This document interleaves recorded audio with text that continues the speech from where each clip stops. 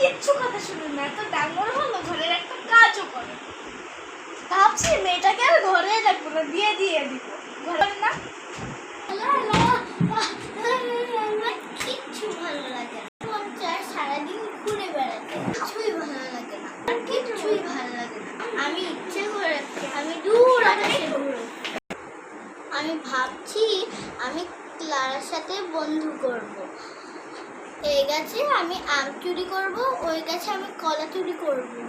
আমি গ্রাম ঘুরবো। তো আমাদের ফোর্ট জয়ী করবে, এত বড় সাহস বলে করে রাখবো।